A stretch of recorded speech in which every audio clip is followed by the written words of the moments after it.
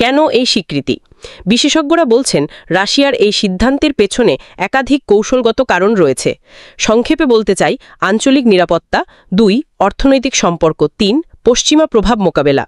Washington এই পদক্ষেপকে উদ্বেগজনক হিসাবে আখ্যা দিয়েছে। যুক্তরাষ্ট্র এখনও আফগানিস্তানের কেন্দ্রীয় ব্যাংকের প্রায় $700 কোটি সম্পদ জব্দ করে রেখেছে এবং তালেবানের শীর্ষ নেতাদের উপর নিষেধাজ্ঞা বহাল রেখেছে।